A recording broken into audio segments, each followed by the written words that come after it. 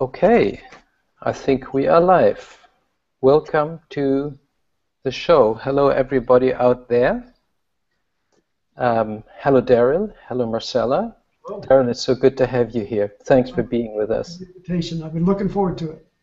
Yeah, me too. Well, this is a half-hour interview with Daryl Conner from Conner Partners in Atlanta on character and presence of the change facilitator.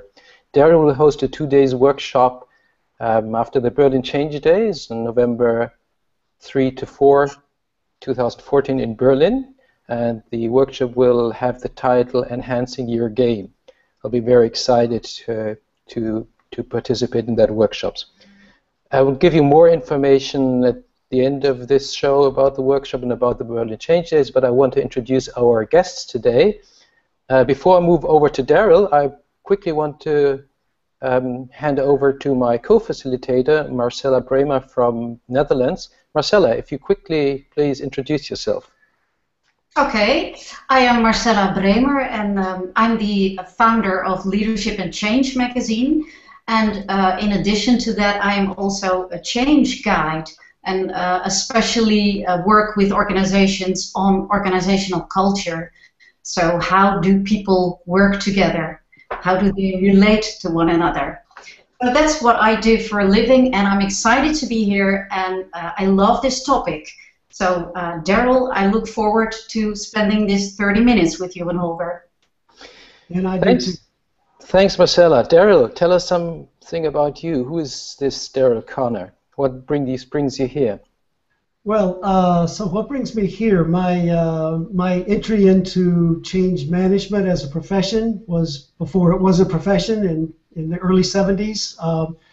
I began to explore really whether there were patterns to success and failure or not. They weren't documented at that point, and over the years found that there were patterns.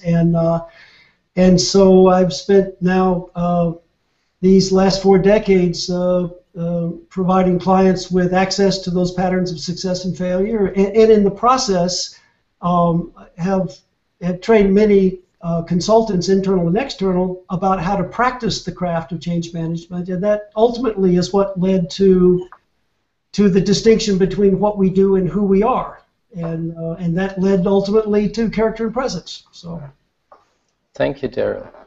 So, what's behind this concept of character and presence? Tell us a little bit more about what's character, what's presence. Well, I spent quite a few years diving into what we do as practitioners, tools, concepts, techniques, and but as we were teaching consultants how to use those, I found it really interesting when I noticed that certain consultants were impeccable at using the tools and concepts, and yet they weren't having the desired effect with clients, and others would not use the tools or techniques in any way different, and yet they did have the desired impact. And that's when I began to separate what we do from who we are, and explore that then for several years. And where that led to was that at first I thought it was our presence that was making the difference. Think of presence as the bubble of influence that we create when we're with a client, that either fosters or inhibits their ability to absorb whatever recommendation that we're bringing forward. I first thought it was just presence, and then as I paid more attention to myself, my own work, and those that I was assisting in developing their skill, I found that a key differentiator was whether that presence was an authentic expression of their character or not. And so I think of character as what's left after all the illusions are taken away. What's the essence of who we really are? And presence is the expression of that. It's the way that I bring that forward to clients. And it's the combination of character and presence in front of the right client that would value that package. That's the sweet spot, I think. That's when, not just when we enjoy ourselves as practitioners, that's when we can create the greatest value. Okay, so Daryl, I wonder how come you became so passionate about this? Um, so really for two reasons, one personal, one professional. At a personal level, I feel a responsibility about this work, and that if clients are going to grant me the level of influence that they do when they're facing major change, that I have to constantly live up to bringing the best I can. And I reached a point in my own development where I felt like, of course, there's more tools and techniques out there for me to learn, but what else is there? Is there another domain? So some of this has just been a reflection of my own sense of interest and responsibility in my own development. And also, I got to say, I got concerned about us as a profession. It looked to me like we're running the risk of teaching the new generation of practitioners to be technicians rather than artists. And one of the differences between the two, artists are certainly proficient with their tools, but they also bring forth who they are. And so some of this is a function of my own personal development, and some of it is a concern about where we're going as a profession. Yeah, I can absolutely relate to that. I mean, it resonates with me because my own search started when I got frustrated about being able to make a living but not make a difference. Not enough. So I was annoyed. So that was when I started searching. Sorry? For me, the sweet spot of our impact is when we can make a living, making a difference, being who we really are. Then everything is in sync and it flows. That is, then you create magic, I think. Yes. Well, do you think it is something of the practitioner? Sorry. Go ahead.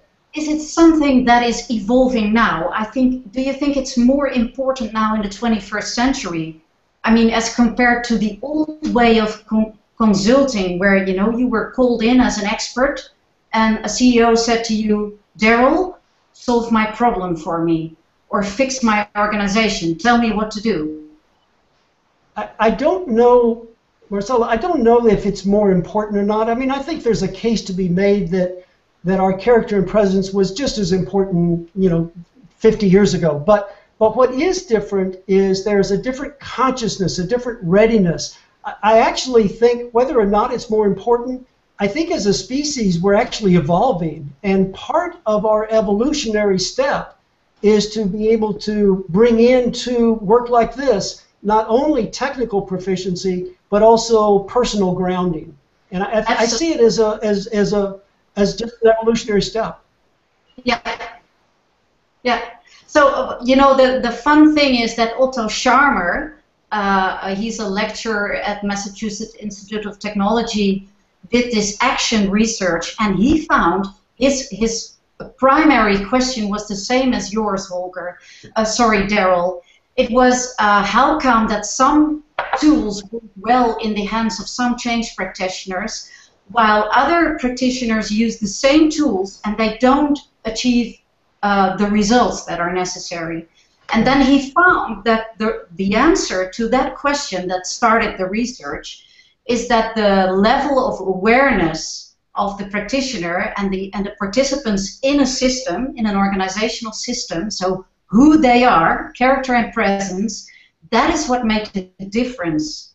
That is, so if the awareness is higher, so people are more authentic, their character shines through their presence, then you will see more change happening or more effect from those same tools. Yeah, I really subscribe to that. I would also like to add, I think there's another component. Not only does our own authenticity enhance our use of tools, it's vital that we present our authenticity and tools to people that resonate with who we really are. Me simply being more authentic in front of a certain group actually is not going to make me more effective. I was on the phone this morning with a consultant that's working with a client. He's an internal consultant. His client internally is not responding well to his authenticity because what he's doing is bringing more candor and more directness to the culture than it has ever seen. And so what he's dealing with is we not only have to take responsibility to be more authentic, we also have to be very attentive to who we are presenting that to. Yeah. Okay, so you have to be aligned with the other party, the other people. So I can be a hippie or very happy or whatever my style and character and presence is. But if it doesn't, I'm working with, sorry for the cliche, guys, then, you know, I will not have, well, I won't have the same level of trust, and we will not work well together, probably. Yeah. Okay. And yeah, exactly. Can you tell us, do you have an example of a case when your own presence was important and made a difference in your consulting practice? Honestly, I feel like that it's, at this point, it's hard for me to separate any effectiveness I have with my presence, because they're so intertwined for me. But to give an example, one of the things that I feel like that is an expression of who I really am is that when clients have paid for my time, they're not paying for me to protect the contract. They're paying for me to be brutally honest with them. Yeah. And so what I remember the first time I was conscious of that. I may have done it before, but there was a certain client at a certain point when I was aware that what I was in the middle of doing put the whole relationship at risk, and that there was no insurance at all that it would come out in a positive direction. And yet I felt like it wasn't just me being true to myself. I actually felt like that was my obligation to them, is to bring back that feedback. And so there was this moment when I was consciously aware of how my character and presence was actually part of the value I was bringing forward. Up until then, I tended to think of the value I created around the concepts and tools I dealt with, not about actually the basic nature of who I was. Yeah. Daryl, if we think about how you work with colleagues, with facilitators, and I think about the workshop you will be giving in Berlin in November, can you give us an example of how you work? What can we expect in the workshop you will be giving in Berlin? Well, sure, and let me begin by telling you what we won't be doing. But we won't be listening to Daryl give a lecture on character or presence, and we won't be getting answers, certainly not from me. To me, one of the things that's really missing in our profession is the opportunity to come together as colleagues and have this discussion, not because somebody's got the answer, but because we all are pursuing this same journey. I'm just as interested in learning more about my character and presence as anybody else. And so what the workshop is about is a series of questions and exercises that are meant to be discovery in nature. And so I'll pose an exercise or some questions, and I'll ask people either individually or with another partner, or sometimes as a full group. We'll talk about what some of the responses are. And again, we're not looking for who's got the right answer. We're looking for, so Holger, what have you learned about this question? Or Marcelo, what perspectives have come forward in your experience, rather than that we're looking for the correct answer? One of the objectives, Holger, for me, is that we explore all kinds of implications while we're there, but people actually leave with more questions than they came in with. Because I think that this is a journey. I don't think that we're going to reach a point where I can speak for myself. I haven't reached the point where I've figured it all out around my character and presence. It's an ongoing journey. So that's sort of the nature of how I see it unfolding. I'm curious, would you guys... Sounds like an exciting journey. Yeah. Would you guys be willing to be guinea pigs and let me toss a couple of questions to you? Sure. Yeah. All right. So this is the kind of question that we would deal with. I wrote one down. So Holger, can you give us an example? Excuse me. Are there times when you are the intervention? Can you think of a time when it wasn't your tool or your technique, but it was the core of who you were as a human being. That's actually what broke the client free and provided more value than maybe the tools and techniques you were using. Yeah, it's probably, I had an example quite recently when I was working with a team, and basically they were doing their stuff, so I was just observing. They were doing project planning and project management and so on, and the discussion went very well, and I was quiet for hours until recently. I had a feeling in my stomach, somebody needs to intervene here because something seems to go wrong in the relationship of the partners in the team. So I intervened, not with a tool. I just said, okay, I need to intervene here. What's going on? And I brought my presence in, and then there was quite a clash between two of the team members. But within, let's say, 5 or 10 minutes, we could solve this clash. This was possible because I was present. Of course, then I used a tool. Then I asked them, what's important for you? And I asked the two proponents individually, what's important for you in that situation? But I was only able to use the tool after I was there with my full presence. Is that a good example? Yeah, I think so. What was your sense of the presence that you created? Probably that somebody was there to guard them, to give them a space or room for discussions, that they were able to express themselves and even go into conflict. All right. And that in and of itself could have been just another technique, but if it was an expression of your innate character, that's actually who you are, you're just sharing that with them.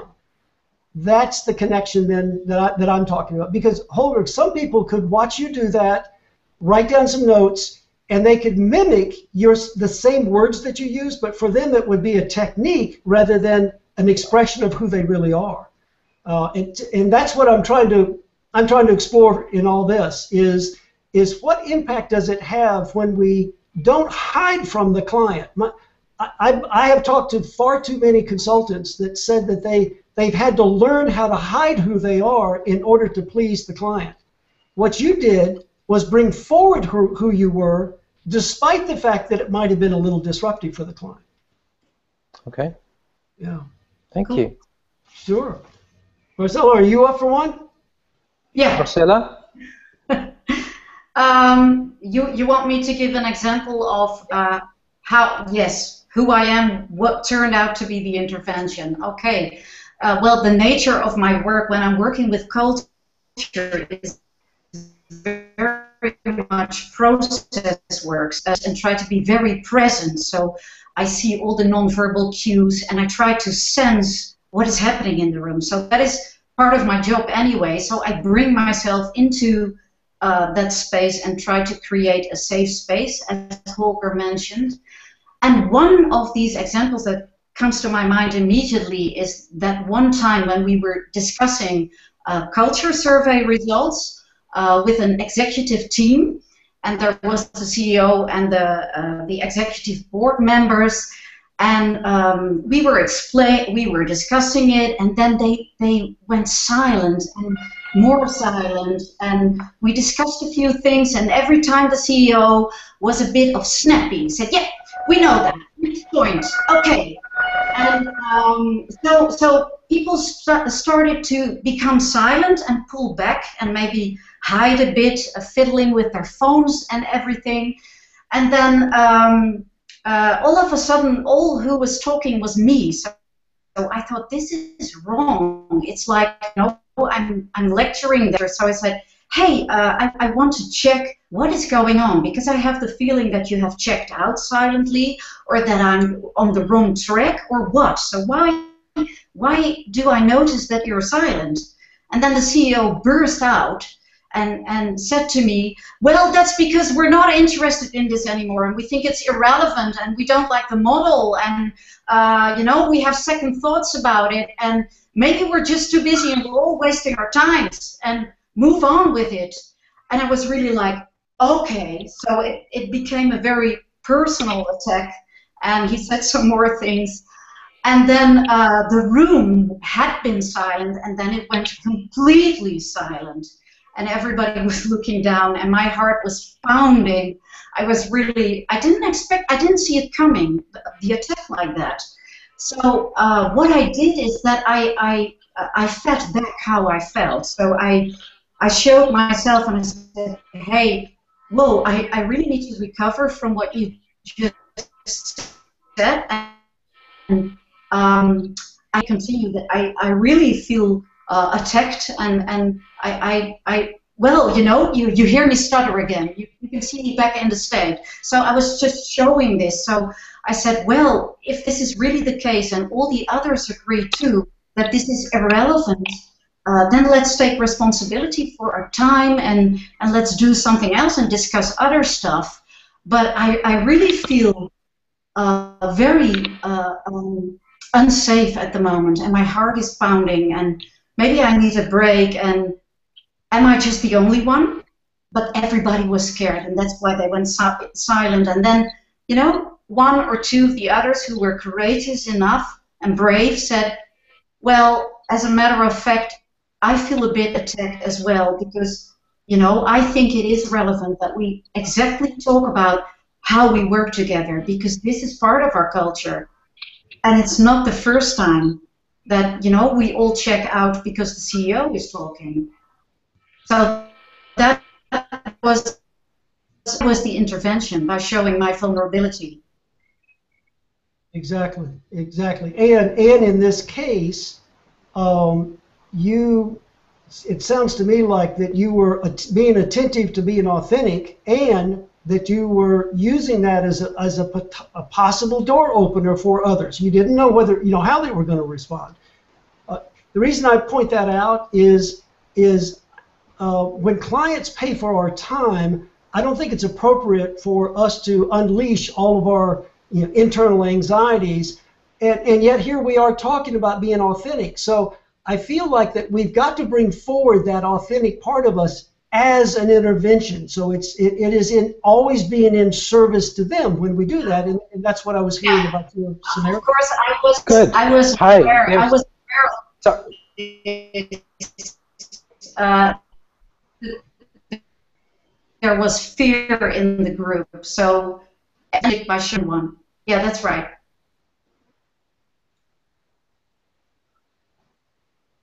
Thank you, Marcella, for sharing that. And I want to introduce Inge. Inge is here. Hello, Inge. Hello. Welcome.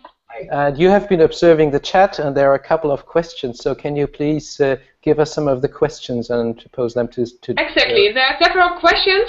Some are related more to your own personality as a change facilitator, and the other questions are more linked also with the relationship to the client. Maybe because we can start with the first question too. There was one from Christian who asked, like, technique can be taught, but can artistry be taught? And then there was a reply by Luke saying that yes, it can be developed or even rekindled. Perhaps, Daryl, can you shortly come back to that point? How do you see it? Would people really be able to develop that competence, and or should it also be something, well, that's genuine into yourself already? And the question is, can we develop a stronger sense of character and presence? Exactly. Yeah, and artistry. Yeah. So yes, from my experience, we can develop it, but I think that's the key operative word. I don't believe that we can pour it in to anyone. I think that it can be drawn out. And so what I work with is not an external list of characteristics that you should work to make sure your character matches against. To me, we're working in the opposite direction. Since it's artistry, not technicians, what we're trying to do is to help the artist, in our case the practitioner, become more aware of the artistry that's already in there and to bring it out. So, so there has to be some artistry in there. In my opinion, there's probably some practitioners in our profession that are so steeped in the technology of our work that it's unlikely that they're going to have much interest in this conversation, much pursue it very further. So I believe my experience is the people that come to this conversation are the ones that are already very skilled on the technical side, and they have a predisposition for moving further into the artistry. Under those conditions, that I absolutely think that it can be fostered, it can be nurtured. Mm-hmm.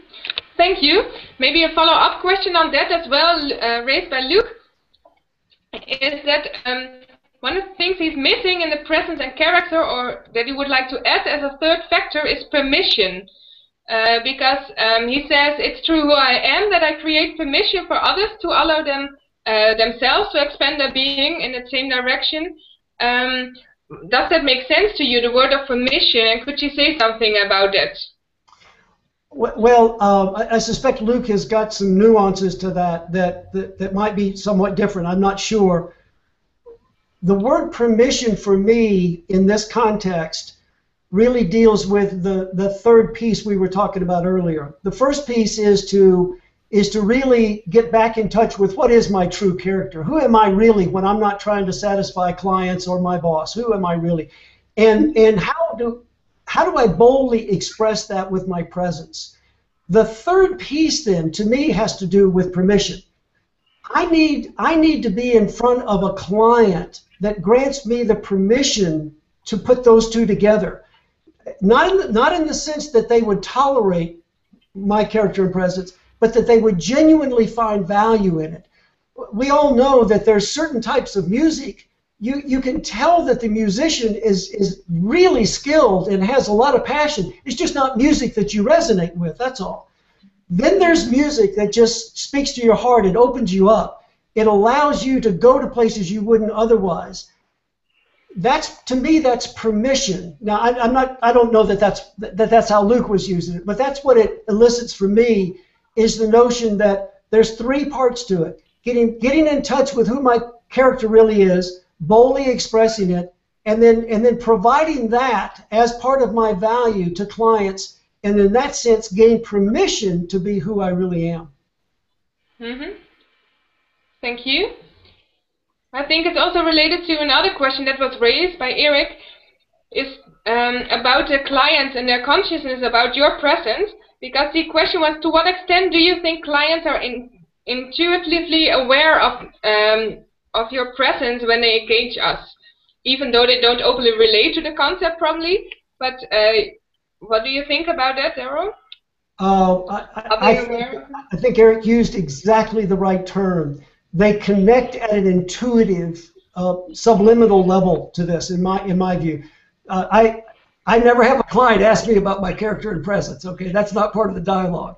And yet there's a sense of whether or not we are resonating at that level, and I think it is that intuitive, instinctive resonance that he's raising. I absolutely believe they connect. They would never be able to explain it in the terms that we are here, but I think how clients experience it when they're resonating with our character and presence, they think of it as trust, they think of it as safety, they think of it as effectiveness. So those are the sort of the terms they translate it into. But I believe at the heart of what's going on is they're finding value in not just what I'm saying, but who I am. Mm-hmm. Thank you. Sure. There's one other question that's more like a practical question also for us working with clients. And that's a question raised by Adita. And she's asking, how do you match the character and presence of the change facilitator with the expectation of the client, and the expectation is closely focused on protecting the contract? I'm not sure I understand the question. Can you rephrase it? Yeah, I'm also not sure. I'll ask Elvisa if she can relate, but I think it has to do with clients are also focused on the contract and the product that you have to deliver as a change facilitator, and how do you match that with a character and presence? Okay, so see if you think this is it, that when you have a client that is so focused on deliverables, is it possible that that client could care less about character and presence? You think maybe that's... Yeah, I think that is. Yeah, I will check it. Okay. Well, that certainly has been my experience, is that there are clients like that. And I don't see it as good or bad from a client standpoint. I just think about it from a professional standpoint. The difference is whether I'm a vendor or a partner with this person. As a vendor, I'm simply responsible to materialize deliverables. They could care less about any influence I have. They just want to buy a thing. It might be a training program, it might be an assessment, whatever. That's all they want. And there's not a pejorative here. That's useful work. But being a vendor is a different professional relationship than being a partner. And I think as a professional trusted advisor, particularly with leaders, it's vital that we bring something else to that partnership. And I think that's where character and presence comes in, which kind of takes us back to we got to be really attentive to who are we contracting with and make sure that we're lined up with providing what it is they really want. Thank you so much. Thank you, Daryl. Thank you, Inge, for bringing in the questions, and thank you, Marcella, for co-hosting the interview. That's so exciting, Daryl, and if you out there really want to make that experience, we invite you to be part of this year's Berlin Change Days. As we said at the beginning, Daryl will host a 2-day workshop which will leave you with more questions than answers, as you said, and I'm very excited to participate in that and come out with many questions. So Daryl, thanks a lot, Inge and Marcella. Looking forward to meeting you, and if you want to know more about Daryl's workshop, please go to berlinchangedays.com and hope to see many of you there. Thanks out there for your questions, thanks for your attendance, and thank you all. Bye-bye. Thank you. Bye.